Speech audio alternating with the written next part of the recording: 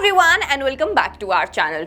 अगर आप fundamental analysis के बारे में जानते होंगे तो फंडामेंटल एनालिसिस के अंडर आता है सेक्टोरल एनालिसिस, और अगर हम रिटेल सेक्टर की बात करें तो रिटेल सेक्टर के अंदर काफी सारी इंडस्ट्रीज आती हैं। इंडस्ट्रीज जैसे कि apparels, jewellery stores, book stores, medical stores, departmental stores और even e commerce. So the question is कि अगर हमें रिटेल सेक्टर के अंदर इन सभी इंडस्ट्रीज को एनालाइज करना है तो हम कैसे कर सकते हैं। सो इन टुडेज वीडियो हम ऐसे 8 पैरामीटर्स को डिस्कस करेंगे जिससे आप इजीली इन इंडस्ट्रीज को एनालाइज कर पाएंगे। वीडियो को एंड तक जरूर देखिएगा, और अगर आपने अभी तक हमारे चैनल को सब्सक्राइब नहीं किया है तो प्लीज हमारे चैनल को सब्सक्राइब कर लीजिए, बेल आइकन को प्रेस कर दीजिए ताकि ऐसी और वीडियोस की नोटिफिकेशन आपको मिलती रहे। और अगर आप इन्वेस्टमेंट करना चाहते हैं लेकिन आपके पास डीमैट अकाउंट नहीं है तो डिस्क्रिप्शन में लिंक दिया गया है, आप जाकर वहां से फ्री में अपना डीमैट अकाउंट ओपन करवा सकते हैं। चलिए जल्दी से हमारे 8 पैरामीटर्स को डिस्कस करते हैं। तो हमारा जो पहला पैरामीटर है ये है एवरेज डेली फुटफॉल।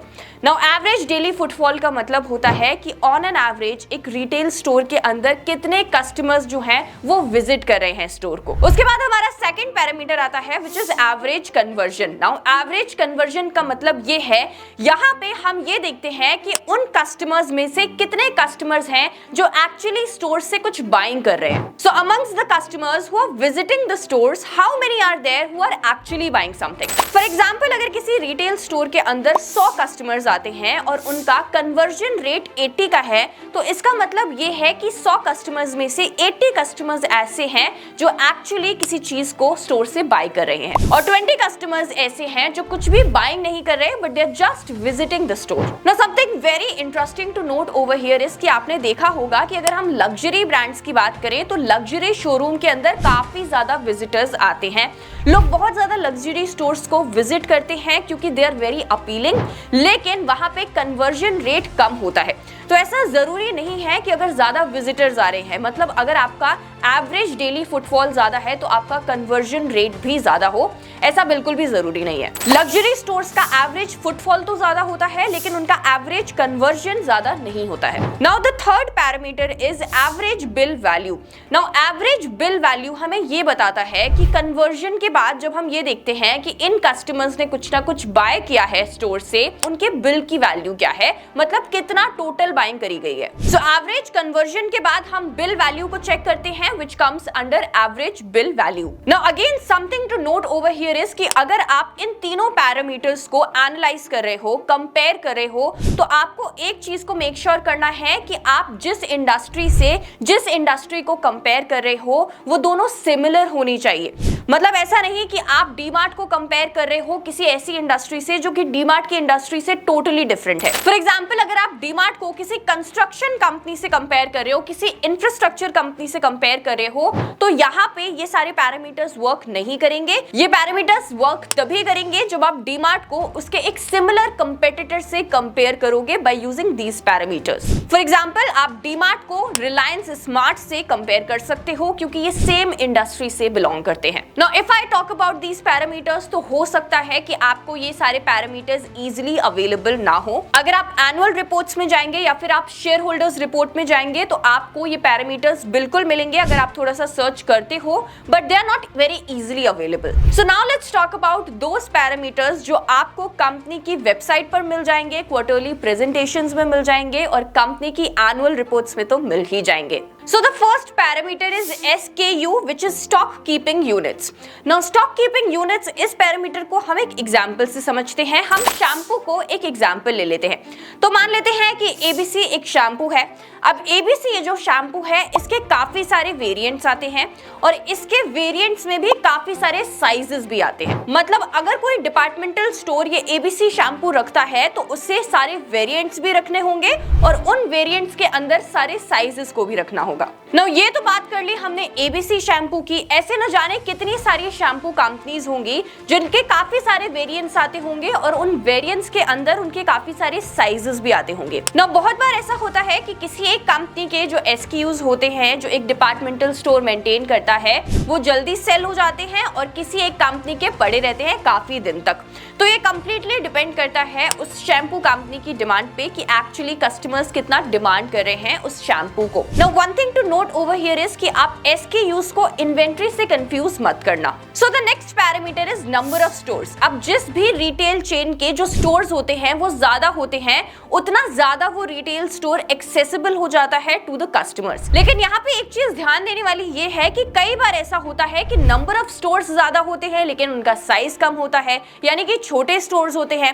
और कई बार ऐसा होता है कि नंबर ऑफ स्टोर्स कम होते हैं लेकिन उनका जो साइज है, जो स्टोर का साइज है, वो बड़ा होता है। फॉर एग्जाम्पल अगर आप डीमार्ट को देखो तो डीमार्ट के जो स्टोर्स होते हैं ये काफी ज्यादा बड़े होते हैं एंड दैट इज व्हाई इनके नंबर ऑफ स्टोर्स ज्यादा नहीं होते। लेकिन वही अगर हम वैन ह्यूजन का एग्जाम्पल लें तो वैन ह्यूजन के जो स्टोर्स हैं ये आपको काफी ज्यादा देखने को मिल जाएंगे, लेकिन वैन ह्यूजन के स्टोर्स का जो साइज होता है ये स्मॉल होता है। Now the next parameter is same sales growth in the stores. आपने कई बार ये सुना होगा कि कंपनीज अपने नए नए स्टोर्स को लेकर आती हैं, नए स्टोर्स को सेटअप करती हैं। यहाँ पे ये चीज को देखना बहुत ज्यादा जरूरी है कि ये जो नए स्टोर सेटअप हो रहे हैं इनके अंदर भी सेल्स ग्रोथ वैसी ही हो जैसी सेल्स ग्रोथ पहले के स्टोर्स में थी। क्योंकि अगर सिर्फ नंबर ऑफ स्टोर्स एक रिटेल चेन इंक्रीज कर रही है और उनके सेल्स ग्रोथ कम होते जा रहे हैं then that is not a very good sign. क्योंकि जहां पे नंबर ऑफ स्टोर्स इंक्रीज करने से आपकी ओवरऑल कॉस्ट काफी ज्यादा इंक्रीज हो जाती है, अगर वहीं पे आपकी सेल्स ग्रोथ इंक्रीज नहीं होती है then it can lead to losses. So how it should be? It should be जितने ज्यादा नंबर ऑफ स्टोर्स हैं उतनी ज्यादा सेल्स ग्रोथ और उतना ही ज्यादा रेवेन्यू। सो व्हेनेवर आप रिटेल चेन्स को एनालाइज कर रहे हो तो आप ये चीज जरूर देखो कि नंबर ऑफ स्टोर के इंक्रीज होने से सेल्स ग्रोथ इंक्रीज होनी चाहिए। मतलब ओल्ड स्टोर्स में भी सेल्स ग्रोथ देखने को मिलनी चाहिए और न्यू स्टोर्स में सेल्स ग्रोथ और इंक्रीज्ड वे में देखने को मिलनी चाहिए। मतलब ओल्ड स्टोर्स के अंदर भी सेल्स ग्रोथ अच्छी देखने को मिलनी चाहिए और न्यू स्टोर्स के आने की वजह से सेल्स ग्रोथ और भी ज्यादा इंप्रूव होनी चाहिए। Now the next parameter is revenue per square foot. चलिए इसको एक एग्जांपल से समझते हैं। तो चलिए मान लेते हैं एक स्टोर है एडिडास और दूसरा स्टोर है रीबॉक। अब जब भी आप किसी मॉल में जाते हो और एडिडास और रीबॉक के शोरूम्स को देखते हो तो आपके दिमाग में ये क्वेश्चन आता है कि इन दोनों स्टोर्स में से कौन सा स्टोर ज्यादा बेटर परफॉर्म कर रहा है। तो जब आप एडिडास के शोरूम को देखते हो तो उसका साइज है 600 स्क्वायर फुट, लेकिन वही आप जब रीबॉक के स्टोर को देखते हो तो उसका फुट साइज है 2000 स्क्वायर फुट। ना हो सकता है कि रीबॉक को ज्यादा SKUs मेंटेन करने पड़ते हों जिसकी वजह से उन्हें एक बड़े स्टोर की जरूरत है। ऑन दी अदर हैंड अगर हम एडिडास की बात करें तो एडिडास को ऐसा करने की जरूरत नहीं पड़ती है। लेकिन हम कैसे एनालाइज कर सकते हैं कि इन दोनों स्टोर्स में से कौन सा बेटर परफॉर्म कर रहा है, और उसके लिए हम यूज करते हैं revenue per square foot parameter को। सो to calculate the revenue per square foot हम स्टोर के एनुअल रेवेन्यू को उसके स्टोर साइज से डिवाइड करते हैं। जैसे कि इन द केस ऑफ एडिडास अगर जो एनुअल रेवेन्यू है वो 6 करोड़ रुपीस है तो हम 6 करोड़ रुपीस को स्टोर साइज से डिवाइड करेंगे to find out the revenue per square foot. Likewise in the case of Reebok अगर उनका एनुअल रेवेन्यू 15 करोड़ रुपीस है तो हम 15 करोड़ के एनुअल रेवेन्यू को उसके स्टोर साइज यानी कि 2000 स्क्वायर फुट से डिवाइड करेंगे to find out the revenue per square foot. So इससे हमें ये पता चलता है कि Adidas 1 lakh rupees per square foot earn कर रहा है and on the other hand Reebok की अगर बात करें तो वो 75,000 पर स्क्वायर फुट अर्न कर रहा है। So that means that Adidas is earning more because of the lower store size and Reebok on the other hand is earning less because of the higher store size. So क्योंकि यहाँ पे Adidas Reebok से ज्यादा earn कर रहा है पर square foot तो हमें ये पता चलता है कि ये इसलिए भी हो सकता है क्योंकि एडिडास का जो स्टोर का साइज है वो स्मॉल है in comparison to the Reebok. लेकिन यहाँ पे और भी रीजंस हो सकते हैं। ये हो सकता है कि एडिडास के स्टोर का कन्वर्जन रेट हाई हो, या फिर ये भी हो सकता है कि एडिडास के स्टोर को ज्यादा लोग विजिट करते हैं। और अनदर रीजन कैन बी कि एडिडास के प्रोडक्ट्स को ज्यादा हाई प्राइस पर बेचा जा रहा है। तो ये सारी चीजों को एनालाइज करना काफी ज्यादा इंपॉर्टेंट है before coming to the conclusion कि आखिर क्यों एक कंपनी दूसरे से ज्यादा अर्न कर रही है। Now the next parameter is net profit per square foot. ये बिल्कुल रेवेन्यू पर स्क्वायर फुट की तरह ही है। जैसे हम पहले रेवेन्यू कैलकुलेट कर रहे थे वैसे ही यहाँ हम नेट प्रॉफिट कैलकुलेट करेंगे। तो net profit per square foot calculate करने के लिए हम नेट प्रॉफिट को स्टोर साइज से डिवाइड करते हैं। इससे हमें यह पता चलता है कि ओवरऑल एक रिटेल स्टोर का ऑपरेशनल एफिशिएंसी कैसा है। तो चलिए इसे भी एक एग्जांपल से समझते हैं और दो कॉफी चेन्स को एज एन एग्जांपल यूज करते हैं। The first one is everyone's favourite Starbucks and and the second is cafe Coffee day. तो मान लेते हैं स्टारबक्स के केस में उनका एनुअल नेट प्रॉफिट है 3000 करोड़ रुपीस, और वही अगर हम कैफे कॉफी डे की बात करें तो उनका नेट प्रॉफिट है 500 करोड़ रुपीस का। तो यहाँ पे अगर हम स्टारबक्स के net profit per square foot को कैलकुलेट करें तो हम 3000 करोड़ रुपीस को 10 लाख से डिवाइड करेंगे, which will be equal to 30,000। So इससे हमें ये पता चलता है कि पर स्क्वायर फुट जो नेट प्रॉफिट निकल के आता है स्टारबक्स का, दैट इज 30,000। वहीं अगर हम कैफे कॉफी डे की बात करें तो कैफे कॉफी डे के सारे स्टोर्स का टोटल साइज निकल के आता है 4 लाख स्क्वायर फुट। तो यहाँ पे अगर हम कैफे कॉफी डे के net profit per square foot को कैलकुलेट करें तो उसके लिए हम 500 करोड़ रुपीस को डिवाइड करेंगे by 4 lakh, which will be equal to 12,500। तो इससे हमें ये पता चलता है कि Cafe Coffee Day per square foot कितना नेट प्रॉफिट कमाती है, 12,500। So in this case Starbucks का net profit per square foot ज्यादा है कैफे कॉफी डे से। लेकिन यहाँ पे आपने एक चीज नोट करी, अनलाइक नाइकी एंड रीबॉक, यहाँ पे स्टारबक्स का स्टोर साइज भी ज्यादा है और उनका नेट प्रॉफिट भी ज्यादा है। लेकिन यहाँ पे ये समझना जरूरी है कि net profit margin net profit per square foot से अलग होता है।